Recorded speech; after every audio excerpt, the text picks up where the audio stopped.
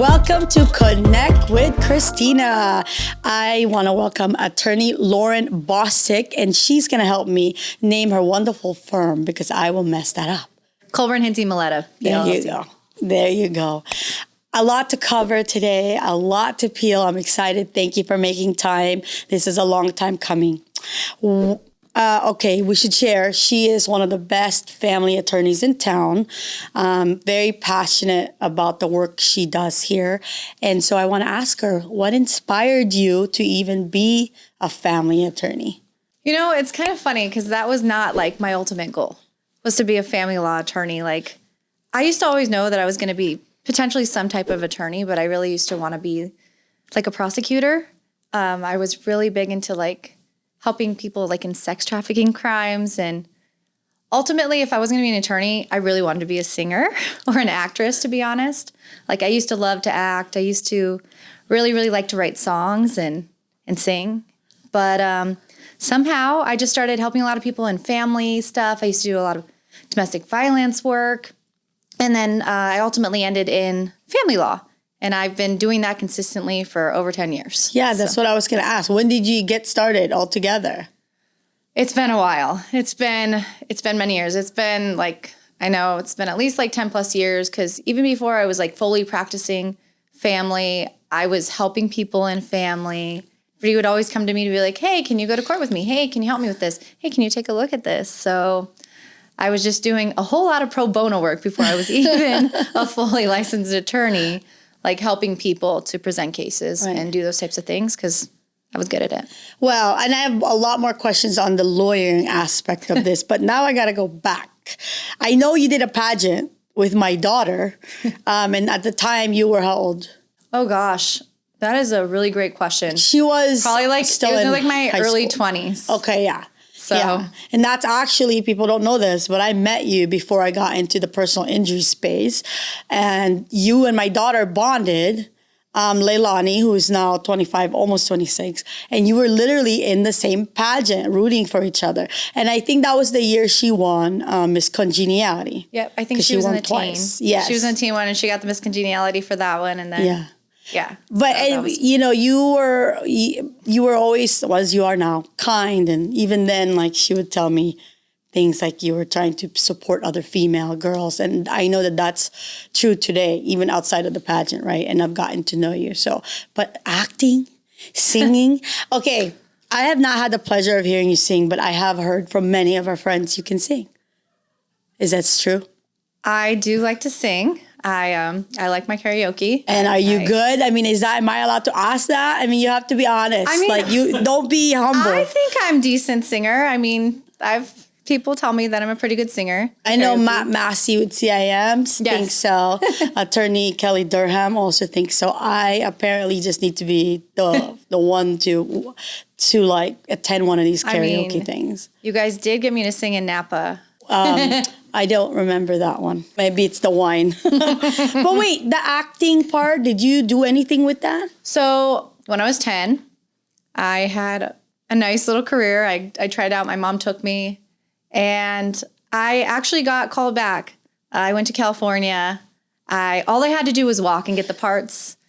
Me and my brother got in a fight. My mom got mad, and she didn't let me go, and hey, I became a lawyer instead. There you go. So, I mean, who knows what that would have been like. She always tells me, well, at least you're not Lindsay Lohan. Thanks, Mom. Your mom's lovely. But so, I mean, is that something you want to come back to later in life, you think? You know, I mean, I feel like every day of my life you're acting, because, I mean, being an attorney, having to present your case, you have to present it in a way that's, you know, beneficial for your client, and that's helping them to achieve their goals and their results of their case. So I just feel like, I mean, it kind of goes hand in hand. Yeah. Yeah. So it's still a part of my life, I would say. And yeah. It's funny too, because I used to think, hey, maybe I should just go be a comedian, because my friends would always be like, you're hilarious, Lauren. And I was pretty good with like coming up with some funny jokes. Actually, you are. I think maybe what we should do is just go to one of those stand-up lives. What is that like? It's amateur night. Don't dare me, because I'll make an event. You know, like, I've taken that back now. So I don't, I think if you want to go somewhere, then I'd go to karaoke with you. But okay. All right. I'm going to work myself back up to wanting to be the comedian. I'm sure I could do it, but I have so much other things going on. Right. But I just love this part because obviously, you know, we're surrounded by other amazing lawyers, doctors, what have you. But there's a really, you know, like the true real person inside there that might not always know. I mean, there's a few of our friends where I'm like, wait, what? You were a nurse before you were a lawyer? You were a cop before? No idea, you know? So anyway, going back to family law, though, what would you say? And I know it gets like, you know, serious depending on the cases, and you've done an amazing job with people that I have referred over to you. But what is if there is something, the most misunderstood thing about the space of family law? So not a lot of people want to do, like, they don't want to practice family law because family law is can be very contentious. And it's not because it's just ultimately like supposed to be that way. It's because that's when people are like at their highest emotions. Like you see the worst and the best lowest of people. You know what I mean? They're such a sad low point in their life sometimes. And it's just so emotional. I mean, with everything they're going through and everything they're trying to deal with. And there's a lot of emotional outbursts towards maybe the other party sometimes. Not always. Not all cases are that way. There's a lot of very amicable cases in family, but the ones that are contentious, the ones where, you know, they have a hard time getting their emotions regulated. I mean, sometimes it can be very challenging for people. And that's something that I've always been pretty good at navigating. Are you able to check it at the door and not take it home with you day in, day out? You know, that I think has taken, it's taken experience. It's taking time because, I mean, as a newer attorney, you kind of got to, you know, learn how to navigate that because sometimes you really do get invested in some of your cases when, not purposely, and you know, like not, but just, I mean, especially ones that you've represented for years or people that you become close to or things like, so they're like, their loss or their hurts, like, are your losses and your hurts sometimes, and their highs are your highs because, like, sometimes you've been waiting, like, sometimes, you know, in like a domestic violence case or in cases where it's like you feel like somebody really got the bad end of the stick and you want them, you know, sometimes, you know, you have to lose the battle, win the war type of thing. Mm-hmm. So those are the type of things with family law. And I mean, a lot of people have asked me, it's funny because I just taught I was a guest speaker at Grand Canyon University. I don't know, about a month ago. That's awesome. Congrats. But I went and taught, so a friend of mine, she invited me to her class and I taught her law, like her pre-law students type. They were in a law class there and they were asking me, so, you know, do you think we should try and stay away from family law? I'm like, no. I think you just have to be that person that understands that you need to empathize with your clients. You need to be kind to your clients. You got to understand that it's not about you. It's just they're going through so much and you need to understand that they are going through all of that and that they just really need you to like get them back to where they need to be, like under the law, and help them to work through their emotions because sometimes they need that. So question on that though, how have you found yourself trying to set expectations with your clients? I mean, I tell them like the things I can and cannot do. Like I can't guarantee any outcomes. I am at the whim of judges and the court system, and we could, you know, have the best case. It's going to be like, okay, yeah, this seems like great circumstances, but that doesn't ultimately mean you're going to win everything or win every time. I win a lot, but there's some cases that you know you just can't control. Right. You know, whatever it happens, and you're like, wow, okay. But you asked about like trying to check like emotions and stuff at the door. I've tried to practice and do more self-care. And as a newer attorney, like I felt like I just didn't do that at all. So I've really stepped back and realized, you know, if I take care of myself, you know what I mean? And I focus on that, I am better for my clients. Because, and there was a whole thing, like attorneys deal with burnout so much. They have trouble, you know, sleeping and doing like different activities because they are so stressed. They are so tired. And as attorneys, I think people don't see how much we actually do. For them, they just are like, oh, you know, you're doing anything in my case, so you're doing. But it's like, yes, there's so much underhanded work that we do on a daily basis. That no one sees. And sometimes it's funny because I had a former client of mine, and she's just like, I just became a paralegal, and she's like, I respect you so much more. I had no idea you did this much stuff and this much work. And she's like, I'm just so happy, and I know she wants to be a lawyer one day, and she's going to be great at it. But it's just it's those little moments and those things, and just knowing, you know, what you can and cannot control. Knowing that, you know, you can be the best attorney in the entire world, right, and still have like a bad day because you didn't, you know, your judge was not in the mood to listen to that day, or they just kind of were, you know, maybe they had just came on and they were like, well, I don't know, so I'm going to try this. And that's why people are encouraged to settle, because when you settle, you can control your narratives. Something to think about there. It just depends. But, you know, I know you just went bravely swam with the sharks. So that's you pouring back into yourself so you can pour back into your client. And I think a lot of our lawyer friends need to do that, to stop, go on vacation, and do things that make you happy, and like, you know, come back more energetic or whatever. And that's for the first time in my entire law career. I went to Grenada and I did a dive trip, and that's the first time I didn't work that much. Like on my trip, I really couldn't. I didn't have the ability because I was diving every day. Right. And I just recently became scuba certified in September. Yay, clap, clap, clap, right that here. Was pretty exciting. And I did get to swim with nurse sharks, which were probably the least intimidating sharks of the sea. But it was still a big deal for me, and it was pretty exciting. And I thought I'd be a lot more nervous, and I wasn't. So, but those types of things, like I've just tried to continue to better myself as a person, as an attorney. You know, if you make mistakes, you kind of learn along the way, and you just get better. Right. Like, I feel like I can never stop learning. Yeah. Like, I don't feel like by any means, like, am I ever going to be like this perfect person? You know what I mean? Like, there's been so much that's happened in my life. I've been through some pretty big tragedies. I've been through a lot, and I feel like I've just tried to turn those around.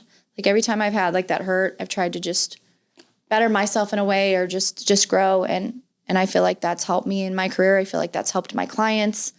And that's what I'm going to continue to do, to just make sure like I can be the best version of myself for them and for me. Well, and you talked about burnout. I mean, even, you know, obviously like authors, like writer's block, or what you just said, like burnout in the, you know, for lawyers. And I had seen a quote yesterday. It wasn't a quote. It was just a simple picture of like a series of matches. And it talked about how important it is to sometimes take a step back. Because if there was, I think it was like 6 matches, and the first 3 were burning, and then the middle was like down, so they couldn't continue to burn through, you know. So to your point, you do have to take that moment to reinvest in yourself and like rest, right? Yeah. I mean, and I think you do a good job at that, and we get to enjoy some of those moments with you. Have you ever, a silly question maybe, but have you ever had a situation where your clients lied to you, and so you couldn't really fight for them the correct way because you were misled in what was presented to you? I mean, not directly, or not on purpose? I mean, sometimes I'll give my clients the benefit of the doubt. I would hope that maybe they just temporarily forget to tell me things sometimes, and those come out, or maybe they just don't think of those things, or they don't think that it's going to affect them, and then it comes out, and I'm like, hey, like that would have been good information to know, and they're like, well, I didn't even think to tell you that. But it's like, so I try when I have my meetings with my clients too, to just kind of tell them everything. Look, this and this, like these are the things that could impact your case. If there's anything, any cracks, any holes, anything in the closet. What is that? Skeletons in the closet. I mean, I need to know, because I'm not judging them. I mean, what they tell me is confidential. We have attorney-client privilege, you know, unless they go out and break that. But they typically do not. So, but I mean, those are the only ways I can help somebody. If I don't know all the facts and I'm just getting this very small narrative, and then there's this wide, like, background monster story, you know what I mean? Yeah. Like, there's no way that I can help them. But I think my clients know that, and for the most part, they're pretty honest. Yeah, and that's part of your intake and like the time you do the consult with them to set expectations. So they're not blind, essentially? So for me, like whenever I do consultations too, like I know some attorneys, they just kind of like touch this. I try to go through like a lot in my consults. I usually like to do 1-hour consultations, and I go through everything. Like, what's the process like? I go through their assets. I go through the debts. Like if it's parenting time, and I go through everything. So I don't expect them to remember it all or retain it all, but I want them to have a good base. So regardless of whether or not they retain me or not, they have an understanding. I do a lot of pro bono work through like Fresh Start. I've helped a lot of veterans. So What's Fresh Start? Fresh Start, it's that they help women. Okay. It's like that. They do a lot of classes for women. They used to have a store where they could buy stuff, but they teach them how to use like Microsoft and do accounting, like I want to meet them. We want to meet them. Oh, Fresh Start Foundation, they do a lot. They're awesome. Okay. They've been around for a while? They've been around for a really long time, and they help people. They do clinics for people all the time, and you come in and do pro bono, basically little mini consults, but it's a really wonderful thing. There's a lot of places and people in the community that really do a lot of like free legal work, or they're trying to help people, like Maricopa County Bar Foundation that I'm a part of. We're taking notes, Justin, because people need to know these things so we can help them have these resources. So I'm the president of that foundation right now through the Maricopa Another County applause Bar. in this reel. But through there, and that we just raise money for like the legal community so we can do pro bono work, so we can give scholarships out to the students, law students, and we do like I feel a lot of like different you things. and Attorney Durham, you have to tell us right now, like you guys are involved in so many charities that and it's really like remarkable and inspiring because you're busy, but you make time for these things. I know because I get the invites or the flyers. So keep going. What's the other one? That I'm a part of? Like the charities. So I do a lot with Swift Youth Foundation. Okay, love them. So Swift Youth, Melissa. Yep. Swift Youth Foundation, we have our camps coming up.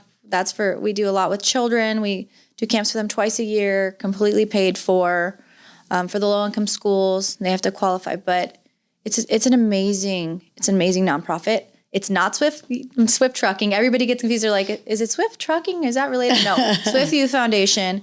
And we'll have them on here soon enough. So it's a really, really amazing organization. So I'm happy. And I think the reason me and Kelly do so much charity, and it's because it's really, really rewarding to help other people. And, at the end of the day, I think it doesn't matter what you have if you're not like helping someone else. Right. I feel like you need to constantly be doing for other people, and that's the only way to kind of to go about these days, because there's just so much stress, and there's so much going on in this world today, and I think like that's a way to like just continuously give back to the people that need it and to help and continue to do what we do. Fun for me to hear this coming from you because you had the same heart when you were doing the pageant many years ago, and you and Leilani did that where you guys went to it was so heartbreaking, but you both just loved on these kids. Do you remember that? I do. I remember going want to to that. find where that is. I need to find it. Oh my gosh, I pass by that all the time. It's like child help or something. I need to find it.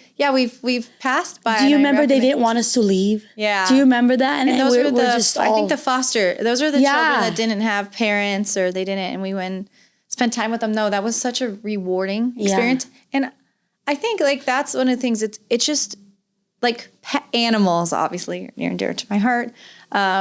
Children, veterans, women, foundations. But I will support anybody that needs my help. Like I will help in any way I can. Even if I'm not a part of the boards or the nonprofits, I still support a lot of other ones. And I've done a lot. Yeah. And again, I definitely can concur to all of that because I've seen you in action. And I had just mentioned before we started this, you will help other lawyers. You'll help anyone, and I think that's my abundant mindset. And it's something that I wish more people learned and exhibited and practiced, because I think it's just the way we should be. But I think that's something, and I think that's where we relate a lot too, is just because I feel like it's not a competition. No. I feel like we're here to help each other, to boost each other up. Like, look, I spend so much time with people, like, we do the same things, but I like them just the same. I will refer people to them. Like, I will help them if they need my template, or they need, like, help or assistance writing documents or whatever they need. If they're newer and they want to reach out to me, I tell people all the time, I'm not afraid to give you help. Like I will give you whatever resources I have to give you in my possession, because I just feel like that's something that I always wish I had and wanted. And those are things that I think make a difference So it's really, really important, I think, to have good mentors, to have the support of people you love and care about. Because I think in our community, like, we've really built this amazing community, Yes. especially within like the personal injury realm that you've created and brought so many people together. And I just think that's amazing. And it's so rewarding. And it's like, look, these are all people. I mean, I don't want to say they're in competition against each other, but I mean, they do similar things. They have some, but we come together and I feel like we grow and we help each other. For everyone. Yes. Like there is so much to go around. So I feel like it doesn't have to be like that. Like it's really rewarding to not have it be like that. Yeah. And, you know, I think that's another thing too. Like as you like start, you're like, oh, you know, do I need to set myself out as this like trailblazer, like this, you know, you shouldn't like, you know, work together. Like, how am I supposed to do it? Like, how do we, you know, maintain those relationships? Like, but at the end of the day, I think you just learn like, no, you be kind to people. You do your best. And it comes naturally. Well, and part of the speech I just gave was that long after we retire, I mean, it's really the friendship and the people we help that we get to bring and take away from all of this. That's the most important part. And I'll tell you, when we were making hats last night, and you didn't make it, but to your point, you know, there's a new marketing woman. She's lovely. Her name is Reese, from I think it's a Cairo place. I'm not quite sure. But in the room last night here, other, you know, you'd call them competitors because they're the same space. No, everyone's like, we got you. You're new. We got this, you know? And so, and I think you're definitely an example of that too. So I appreciate that. And that's, I think, again, I think it's really rewarding. And that's what sets certain people apart from other people, is their ability to like be accepting of everybody. And it's not a competition. So if you're a new marketer in PI or a new lawyer, you just come to us and we will help you as best as we can. Absolutely. Question though, I have so many questions for you today because I've been waiting for this time. Is there a particular type of case that you prefer? I know you help with all, but is there one that, you know, kind of just pulls on your heartstrings more? Or is there one that, you know, just tests your spirit? So I do a lot of domestic violence cases, unfortunately. I've taught about domestic violence. Like I help nonprofits that deal with that. And like I told you before, I thought I was going to be a prosecutor and, you know, go do prosecution of those types of things. And in our firm, we do criminal, but we do criminal defense. But one of the things that I think is hard in cases is when there's the really strong element of domestic violence, especially domestic violence against children. So those would probably, although I do them all the time, I am, you know, very seasoned in that kind of work, but those are the cases where you're like, dang, you know, like this is really, really terrible, but it's like, okay, how can I make this like the best situation? But those would probably be my least favorite cases. My favorite cases, I mean, I think this would probably be everybody's favorite cases, are when people are like, you know what, we're getting divorced, but we want to do what's best for our kids. So we want to be amicable. Co-parent. Like we want to co-parent. We want to do this. We want to work out this settlement. Like maybe it could be husband or wife, because both of them, you know, nowadays are breadwinners or homemakers. But it's just like, we want to do what's best for our kids. So we want to, like, can you help us figure out the best way and the best settlement so we can do this? And we want to co-parent and still be amicable. And that, like, that's like the best feeling when you get those people. And there's a lot of those people in here, but I wish there was more. Right. I wish there was more, because unfortunately there's a lot of emotions. Right. There's a lot of, with divorce, even with, establishment cases. So I do a lot of high conflict, low conflict divorces. I do a lot of it's not referred to custody in Arizona anymore, but most people are like, do you do custody cases? So what is it? So it's referred to as parenting time and legal decision making. Oh, yeah. Like let's just make it longer. Yeah. So those types of cases I do a lot. I do a lot of enforcement actions. I do a lot of order protections, injunctions against harassment. The funnest cases you know what? Check that. One of the best cases I have ever done was an adoption case. Oh. That is the only time you ever see judges smiling, taking pictures, and you see the happiest kids who are now going to go into the most amazing lives that didn't have that before. So that is my favorite case. Right. I so can see that. it was for amazing. Sure. So I'm telling you, like, my mind is racing because I really have so many questions for you. So do you find that in divorces, when there's cheating involved, does that elevate the emotion, or is there elevates anger? Like, have you seen that? A lot of times. And the problem that people, so I always have to tell people, Arizona's a no fault state. So it doesn't matter. What does that even mean? It doesn't matter if the other person cheated on you. That's not really factored in when it comes to divorce. But what does matter is if somebody's committed marital waste. So let's say somebody was having an affair on their husband or wife, and they're going out spending, a lot of money, joint money, because everything basically from the time you get married becomes community. There are some exceptions. But Prenups. Well, prenups are highly recommended because that will help take away from that. But if they don't have a prenup, then typically there's hopeless romantic girls will never sign one of those. Just I'm letting you know. Fact check that. Because it takes the romance out. Like, if you want to sign a prenup, why? And that means there's a sliver of that this isn't going to work, that you don't trust me, then I don't want to marry you. And I know in our culture, that's like huge. But anyway, that's a whole different topic. But they're becoming more prominent. yeah, practical thinkers. They're becoming more prominent now, especially with so many people being in the workforces, having their own houses. They're always just, sometimes, there is that negative connotation that it's like, I guess we're planning on it not to work. Then it's already going to be bad. Yeah. Okay, so in that situation then, have you ever encountered, because you've been doing it now for a while, like, where the person you're representing is just really like wanting to clean the other party out, and you're like, do you have to be like, hey, I am representing you, but like, this isn't right, or something like that? Or are you even in a position to do that? Do clients take unreasonable positions? Yes. Okay. All the time. I'm like, yes, this isn't going to happen. We need to go here when you're here. Yeah. But sometimes they have valid points. So, and they are entitled to certain assets. Maybe, one of the spouses just bought like $100,000 worth of jewelry. And I've seen this for somebody that they're having an affair with. Are they entitled to some of that money back? Oh yeah. Oh yeah. That would be 100%. That would be marital waste.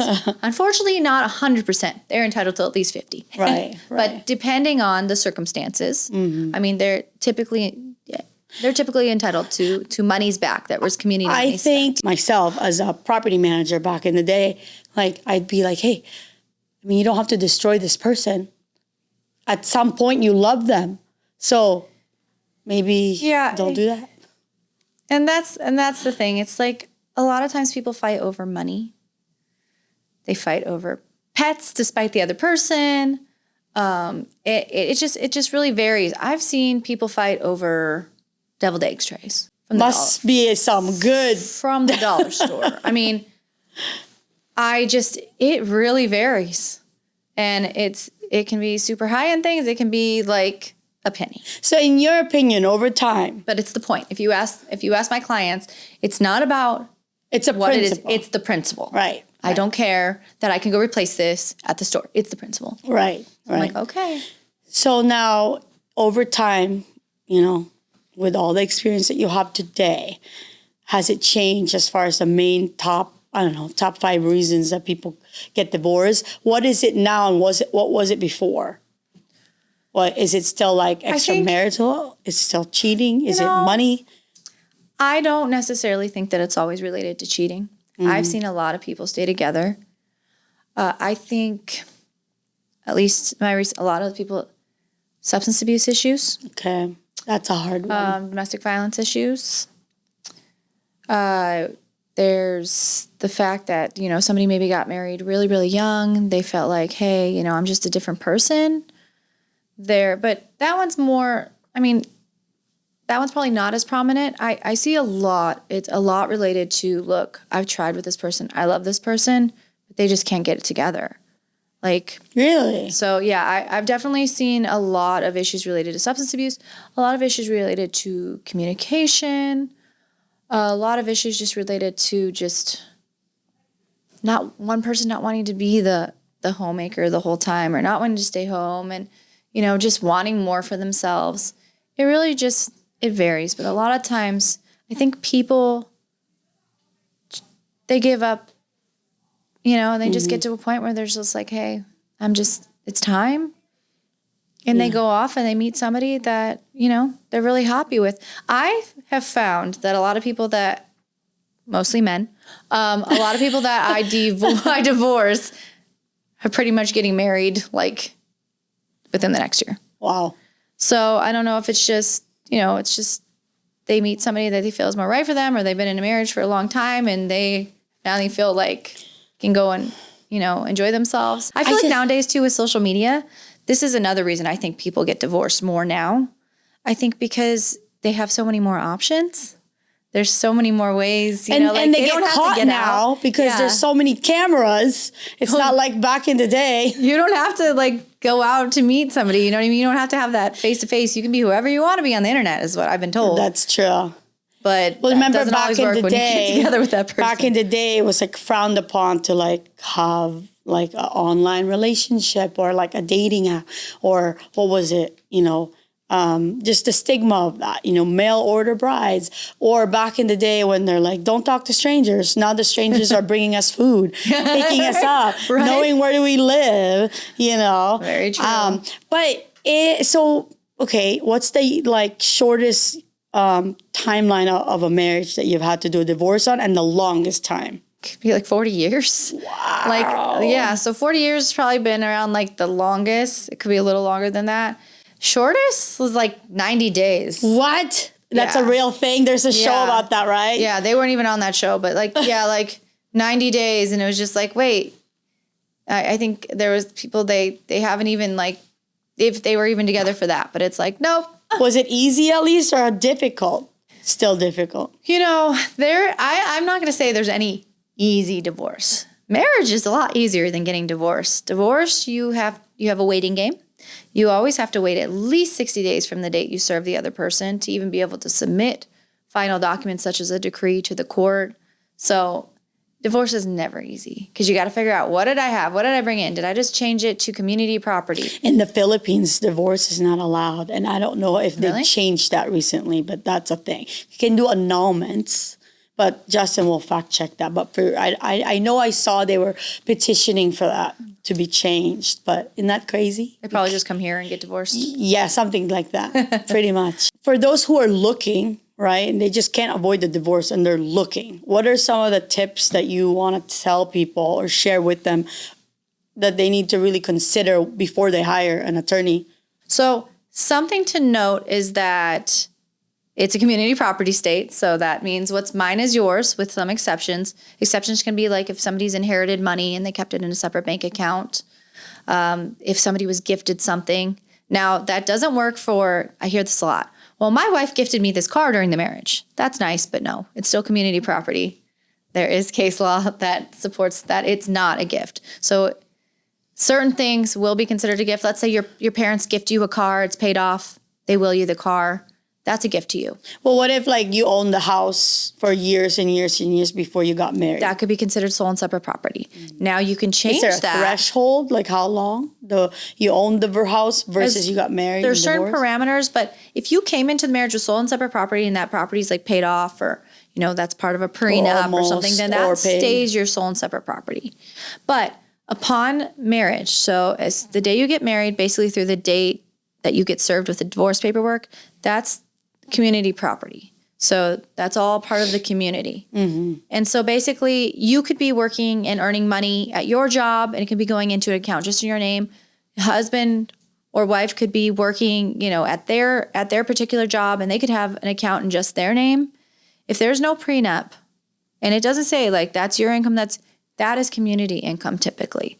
So that income would all be factored in as part of the community. So if the community is making payments towards that sole and separate property that you may have, then there's likely going to be a community lien. That doesn't mean ownership, but a lien. So, and there is a case called Drehos. That's how we we look at kind of how much is that community. The value. Yep. So, and what is the community interest? And then that person will likely be entitled to half of that. Is there a rule out there that as a lawyer you wish that could eventually be changed? Any? Or do you feel like it's pretty fair the way it is? As far as rules go, well, I wish I could go file for like orders of protection and go notice my appearance online. But every single thing that has to do with an order of protection, typically you have to go in person. So I wish that would change because that would make it during COVID, a lot easier. Could you do that during COVID? During COVID, they did some virtual, but so it's not impossible. Currently, you have to go in. So if you're going to file a notice of appearance as an attorney, you have to go in and file that in person. They don't accept it electronically. How do you change laws in your field? Petitioning, lobbying? You can do petitions. You can. I mean, you get on committees.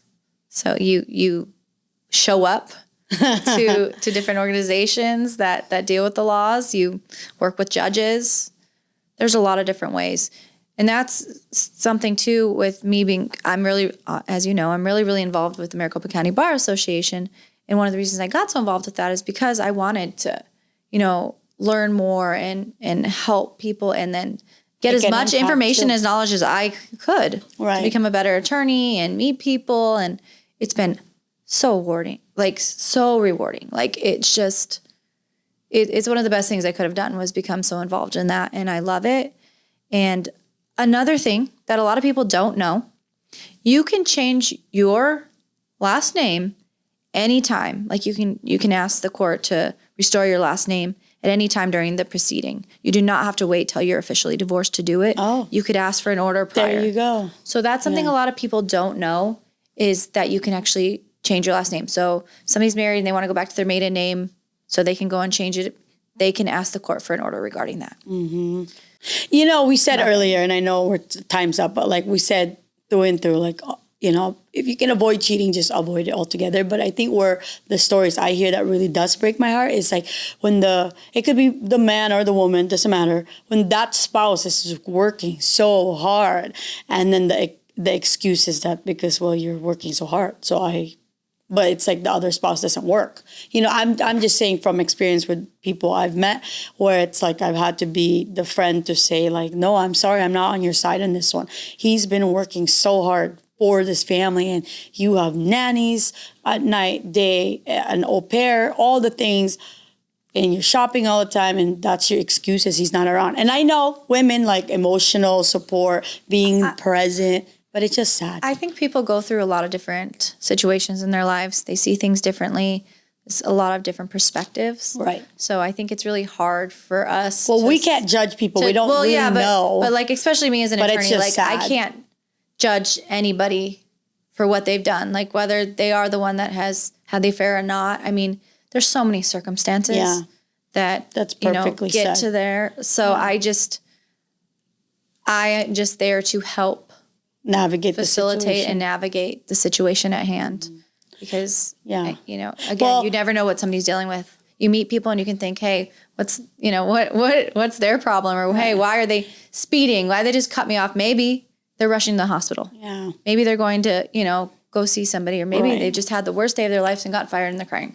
Or maybe they're craving coffee and wants to go see 1019. I'm kidding. Yeah, well, exactly. But, that's the way. No, but see, your heart shows right is there. Because I know. All of it. I mean, I've had those bad days. Mm-hmm. I have had those days where I'm just wait,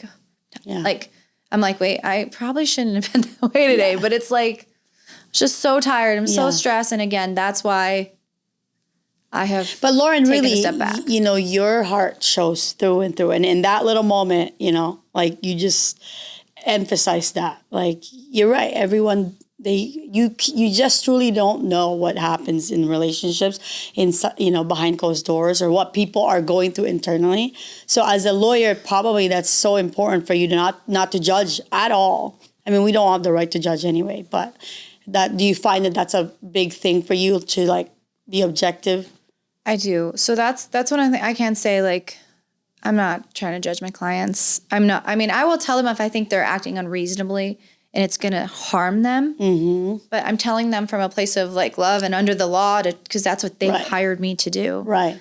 I'm not trying to judge anybody. I'm not trying, I know, like I know that I do not know. Because they always, well, you don't understand. I was like, I know, but this is what I see. This is what somebody else is going to see. And I'm telling you this to help you, not harm you, right. And you can listen to me or not listen to me. Yeah. I'm here. It's like any expert. You go to the dentist, you should get braces today. It's like, no, I'm good. So just leave that cavity. It's the same with everything. It's like, do you want this or not? Everybody has a choice. They have a choice to take it or leave it and do, what they want to do. They have a choice to hire an attorney or not hire an attorney and what attorney they want to work with. And that's one of the things too, with regards to being in law too. I tell people, well, why should I hire you? It's like, you should hire me because you feel confident that I'm going to represent you, empathetically and based on your experience with me. Like today, you've met with me. You need to feel comfortable with the attorney that you meet with and feel like, hey, that's the person I want representing me. Mm-hmm. And if that's not the case, you shouldn't hire me. So that's typically what I tell people. And they're like, okay. Because it's just like, well, are you a bulldog? Are you a shark? Are you going to be really aggressive? I need somebody really, really aggressive. Like, well, I mean, I am a trial attorney. I go to trial. I work hard for my clients. I do believe, I'm good at what I do. But again, you need to hire who you feel comfortable with. Right. So I feel like before we leave the show, because you've seen so many situations and divorces, is it proper to ask a family law attorney for advice to like take care of a relationship and try to avoid divorce? Yes. So, and I mean, I haven't always been the best at this in my lifetime, but I really do feel like you need to talk to your significant other. You got to tell them when things are bothering you. You got to not just tell them when things are bothering you. You got to tell them when things are good too. You need to celebrate the little things, and it can't just be about like the holidays and things. You need to celebrate even the little things, the wins for your partner. If somebody got, they changed jobs, they, got a new business, they got scuba certified. I don't care what it is. Like those things and just being a part and involved in that, I think really help couples. I think it's very meaningful. And then when you have all that good, when you're also talking about, hey, this stressed me out, or hey, kind of wish we could do these things differently. It doesn't come off as you're just, like attacking someone. Right. And I feel like I've seen that, like those people do that, and everyone it makes needs such a little help with that big stuff, difference. Yeah. And I think just really making that person your partner, it also helps when you have space from your partner and you have your outside life. Yes. You have to have your outside life. And don't forget about your friends, ever. You can't be your whole wide world, because at the end of the day, if that's the case, then if something does happen, then that's not going to work out. You need the support system. You need people. You need and then outside. Those friends that you ignore are the same friends you're going to run to. So don't ever forget your friends. That's something I've noticed. It's such a big difference to have those people that you can count on. Even if, and I know so many people. I have so many people in my life, but I have those handful that I'm like, I know at the end of the day, those are the people that I can call, I can count on. And I'm very thankful for that. I don't think a lot of people have that. I know me and you have that. Yes. But that makes such a blessing for sure. I don't think the only way to go through this life. I don't think I'd be where I am today if I didn't have the support of people, friends, family, loved ones. I think, and just really just picking myself up over and over again, throughout all the stuff I've been through, and just saying, hey, it's going to be okay. It's going to be okay. They say like, oh, live like you're dying. I decided I'm not going to live like I'm dying. I'm living like I'm living. I want to live. Right. Because I realize sometimes you just get so stuck. And I was really stuck like in my career, and just like, do I even want to be an attorney anymore? I'm so burnt out. I'm so tired. And then I'm like, yes, I do. And I want to continue to help people. So how can I get back, to where, and that's where I'm like, you know what? Self-care. Right. I got to take care of myself, because if I take care of myself, I take care of my clients, because then I'm like the person they need me to be. Yeah. So I have really strived for that within the last 2 years. Can be your highest and best self, not just for your clients, but even for yourself too. Tell everyone how to get a hold of you. Time's up.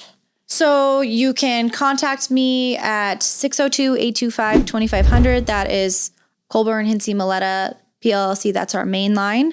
You can also email me at lauren@chmlaw.com. You can go on our website, Colburn Hintze Maletta website. There's various ways to get a hold of me. There you go, guys. You just met one of the best family attorneys in town. If you need help, please consider my dear friend, attorney Lauren Bostick. Goodbye. Thank